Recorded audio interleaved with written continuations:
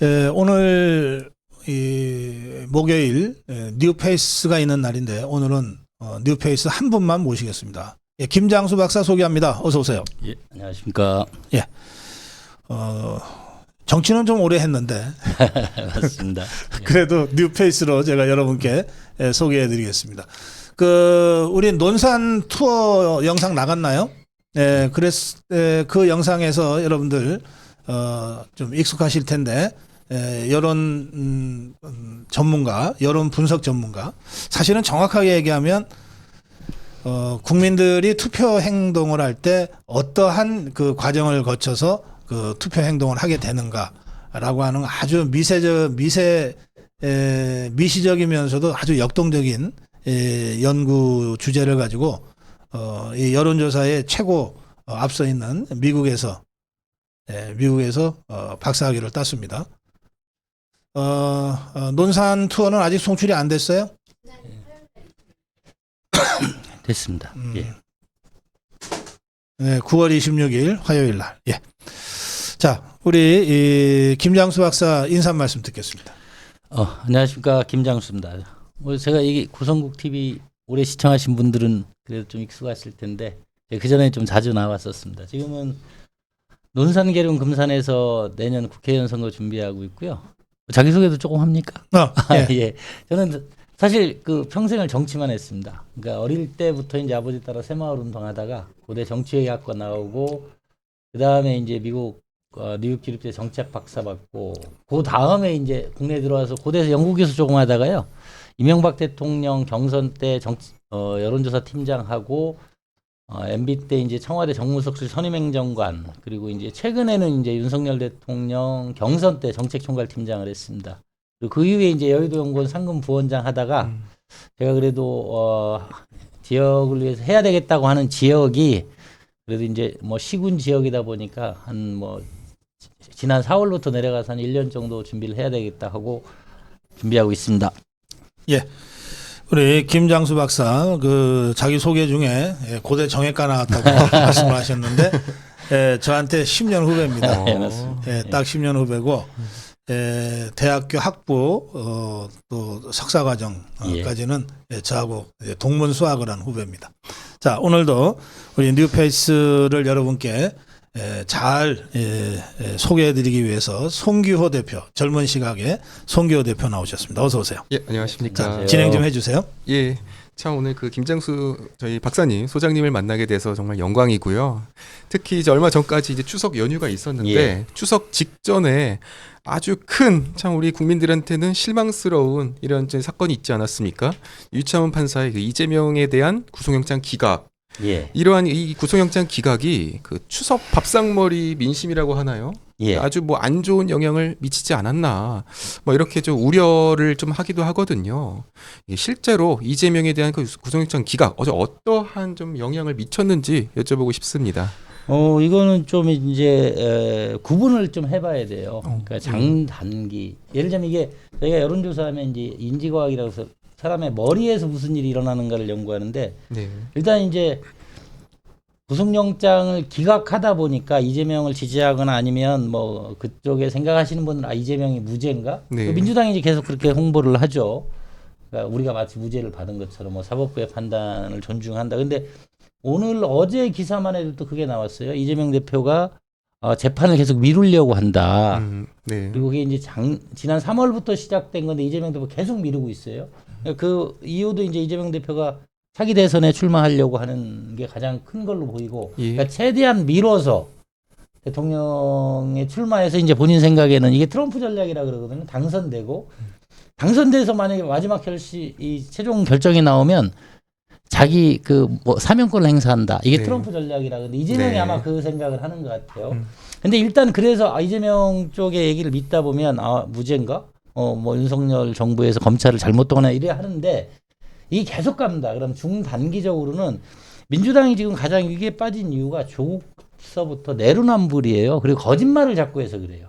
거짓말을 하다 보니까 정치 세력이 신뢰를 잃었거든요. 그래서 옛날에 뭐 장해찬, 우원재 이런 청년 우파들도 그 광우병 당시에 민주당의 거짓말에 속았다가 이게 거짓말이구나 이러면서 우파하고 청년들이 많은데 예. 저는 이제 재판이 진행되면서 계속 이재명이 무죄가 아니구나, 민주당이 또 거짓말했구나, 이런 것들이 총선 전에 충분히 밝혀질 거고, 그러다 보면 단기적으로 추석 민심에는 이재명이 볼 때 유리해 보이지만 장기적으로 보면 이재명이 지금 사법부를 존중한다는 발언이 나중에 자기한테 자승자박의 옥새가 될 거다, 이렇게 보고 있습니다. 예, 그런 점에서 지금까지 나왔던 표현이 이재명의 이제 사법 리스크였는데 예. 또 어제부터는 이제 이재명이 재판 리스크라는 이제 예. 표현으로서 이제 또 다른 위기로 이제 또 번지고 있습니다. 네. 이제 가까이는 이제 강서구 보궐선거도 있고 내년에는 이제 총선이 있는데요. 정권 안정론이 있고 정권 예. 견제론이 이렇게 좀 치열하게 부딪히고 있지 않습니까? 예. 저희 그 박사님께서는 좀 과연 어디 쪽에 이제 민심이 더 힘이 쏠릴 것인지 좀 일단 이 우리나라 왜 정권 견제론이 나오는가, 그러니까 왜 윤석열 정부에 대한 지지 여론이 높지 않은가에 대해서 좀 구조적인 걸 좀 볼 필요가 있어요. 일단 경제가 안 좋습니다. 근데 이게 윤석열 정부의 잘못이라기보다는 우리나라가 오래전에 장기 저성장 국면으로 들어갔어요. 그리고 지역에 다니다 보면 모든 물가가 올랐어요. 그게 제가 볼 때 이제 최저임금 인상해서 그래요. 최저임금 인상하다 보니까 뭐 식당에서 일하는 그분들도 월급을 뭐 시간당 10,000원 정도를 줘야 되니까 하루 하면 뭐 10만 원 줘야 되고, 그 임금만 오른 게 아니고 그럼 뭐 상추도 사야 되고 뭣도 사야 되는데 여임금도 다 올라 있는 거예요. 그러니까 상추값도 다 오르고, 그러다 보니까 일반 시민 입장에서는 야, 경기는 어려운데 나는 왜 이렇게 물가는 오르냐, 이런 불만들이 일차적으로 있고, 그게 네. 이제 정부에 대한 비판적인 정서일 수 있고, 근데 이제 저는 이번 총선 관련해서 가장 눈에 띄는 게 야당 견제론이에요. 원래 네. 야당 견제론이라는 건 없어요. 네, 그래서 저는 지금 일단은 뭐 이렇게 윤석열 대통령이 원칙적으로 하다 보니까 정권을 견제해야 된다, 너무 이런 여론도 있지만 야당 견제론도 있고, 근데 저는 이것이 총선에 어떤 영향을 줄 거냐, 이거 할 때 제가 예를 드는 게 있어요. 이게 국민들은 어쨌든 여야가 이렇게 치열하게 싸우는 걸 싫어해요. 네. 그게 일차적인 판단이고, 그래서 이제 여론이 팽팽한 건데, 근데 그렇다고 야, 싸우긴 싸우는데 계속 이렇게 싸우게 할 거냐, 쉽게 얘기하면 민주당이 의회 뭐 이렇게 압도적인 의석을 둬서 윤석열 정부를 견제하게 하고, 그래서 윤석열 정부가 아무 일도 못하는 이 상태로 갈 거냐의 두 번째 판단을 할 거라고 봅니다. 그래서 뭐 윤석열 정부를 지지하시는 분들도 있고 지지하지는 않지만, 그리고 이렇게 지금 계속 여야가 대치하는 걸 좋아하진 않지만 그래도 민주당에 표를 주지는 않을 거다. 그래서 다음 총선에서 뭐 우리 당이 이긴다라고 얘기하면 좀 거만해 보일 수도 있지만 민주당이 이기지는 못한다, 저는 이렇게 보고 있습니다. 예. 그러니까 이제 소장님께서 말씀하시는 정권 안정론이 뭐 윤석열 정부를 지지해야 된다라는 안정론보다는 저 야당의 폭정을 가만둬줘야 되겠느냐. 예, 그리고 이제 최소한 일은 하게 해줘야 된다, 이런 판단을 하실 거다, 이렇게 보고 있습니다. 예, 그러면 오히려 이재명 쪽에서 이제 무리한 단식이나 예. 그러니까 무리한 입법이 오히려 이제 정권 안정론 쪽으로 힘을 이제 쏠리게 하는 그렇죠. 이 결과로 이어지신다는 그 거고요. 이재명이라는 분을 이해할 때 이재명은 뭐 민주당의 총선 승리 이런 거 생각 안 합니다. 예. 그렇게 생각한다. 이재명 대표가 야, 대한민국을 생각한다, 이렇게 생각하시는 분들 많지 않잖아요. 근데 이재명 대표가 민주당의 총선 승리를 생각한다. 그렇게 보면 이재명을 계속 모르는 겁니다. 예.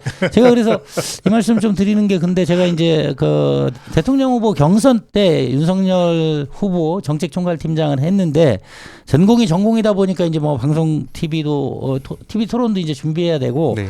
이재명 대표를 전기를 다 봤어요. 그래서 이 자리에서 뭐라 말씀드리긴 그렇지만 제가 이제 확실하게 말씀드릴 수 있는 건, 이재명은 본인이 얘기하잖아요. 이 형이 다 살면 50년 산다. 그거를 누가 받아들이겠어요. 그래서 이재명 전략은 아주 단순합니다. 다음 대선에 출마하는 겁니다. 다음 대선에 출마해서 되면 본인을 사면해버리고, 스스로. 안 돼도 이제 뭐가 이렇게 생기지 않을까. 그러다 보면 그러기 위해서 뭐 해야 됩니까?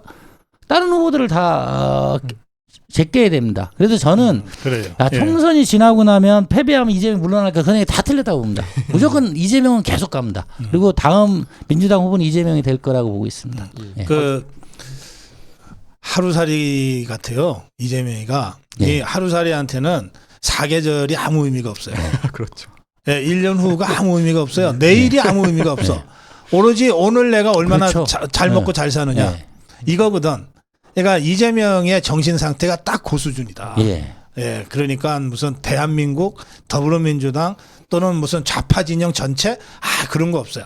오늘 내가 안 죽으려면 어떻게 해야 되냐. 오로지 이거다. 이 말씀이죠. 예, 맞습니다. 그래서 이재명을 자꾸 민주당 뭐 이런 거에서 보면 자꾸 틀립니다. 그러니까 오늘 당장 그리고 제가 이건 확실하게 제가 여론조사하는 사람으로서 이렇게 여론이라는 게 민감한데 이거는 제가 지금까지 틀려본 적이 없어요. 그래서 제가 다른 공중파 채널에서 매주 시사 토론을 하는데 그때마다 제가 항상 하는 얘기입니다. 이재명 대표의 전략을 지금까지 예측한 방식 있지 않습니까? 야, 당대표 안 나올 거야. 설마 국회의원 하겠어? 뭐 하면 물러날 거야. 뭐 비대위 할 거야. 그 예측한 사람들 다 틀리지 않았습니까? 저는 다른 거 몰라도 제가 이건 계속 맞췄습니다. 이재명은 그리고 뭐 전략적이지도 않아요. 예를 들면 이번에 구속영장이 부결됐는데 알았으면 단식 안 했겠죠. 그러니까 오늘 당장 그렇잖아요. 왜 단식을 합니까? 붙어서 딱 깨면 되지. 권성동 의원이 한 대로. 오늘 당장 오늘 재판부에서 나오래. 그럼 어떻게 안 나갈까? 이거 안 나가는 거예요. 그다음에 또 뭐 나오래. 그럼 또 안 나온다고. 지금도 어제 오늘 언론 보도를 보면 강서구청장 선거 지원 유세한다고 하면서 재판부에서 6일날 나오라 그런가 나 건강이 안 좋아서 못 나간다고 했다는 거예요. 근데 재판부에서 보면 너무 이상하잖아요 이게.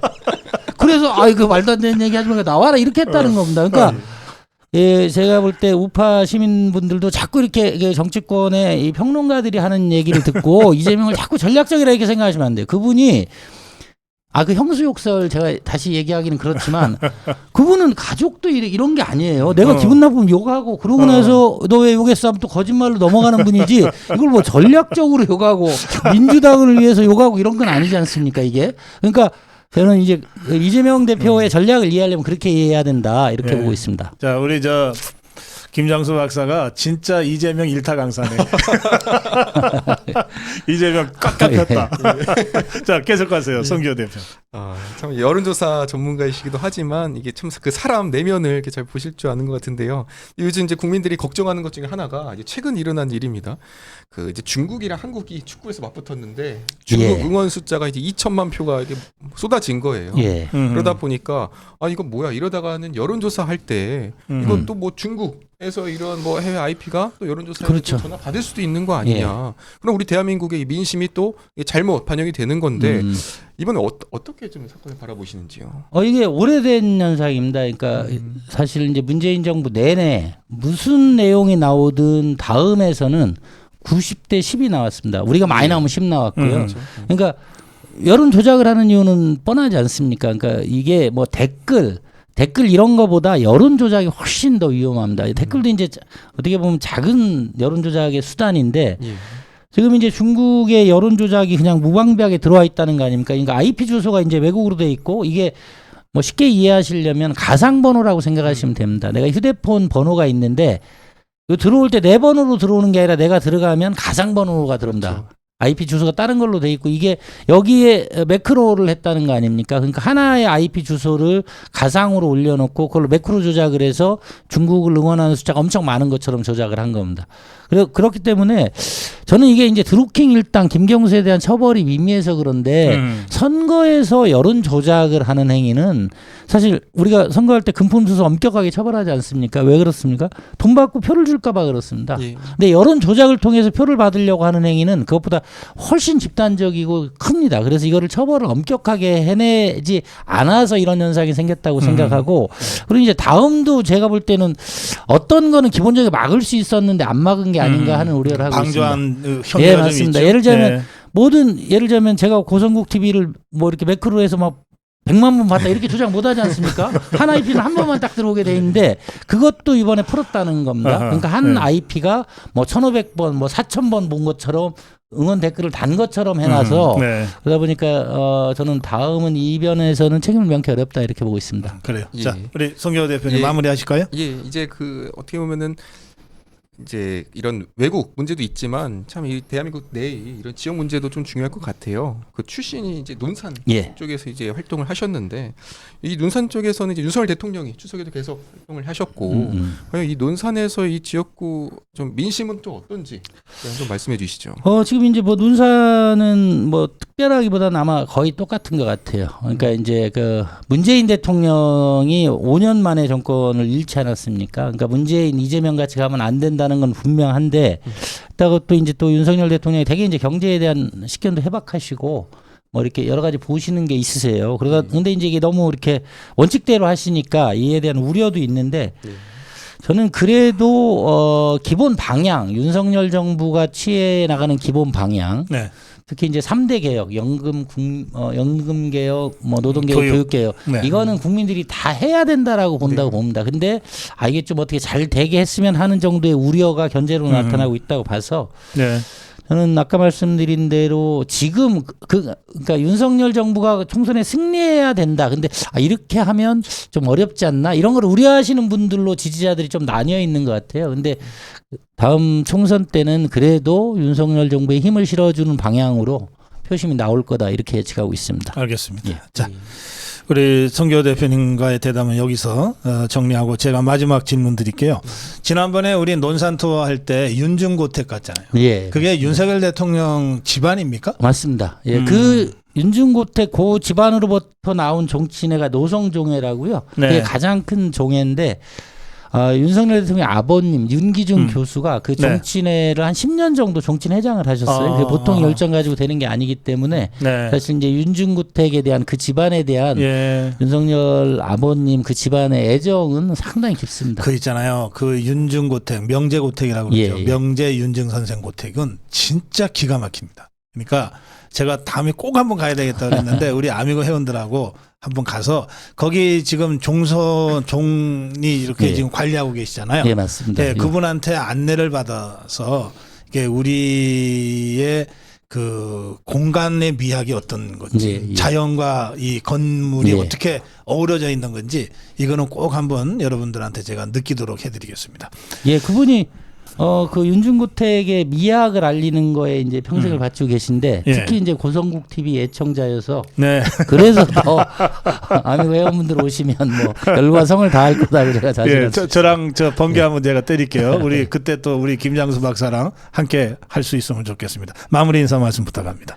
예, 지금 이제 논산에서 저는 뭐 대통령하고의 개인적인 그런 것도 있지만 사실 이제 윤석열 정부의 개혁이 성공하지 않으면 대한민국의 미래는 없다고 그건 뭐 제가 5년 전에 책도 썼습니다. 그리고 지역에서도 그 말씀 드리고 있고 그리고 이제 그런 말씀을 솔직하게 드리다 보면 많은 유권자 분들이 그동안 민주당을 찍었던 분들도 그거에는 동의를 하세요.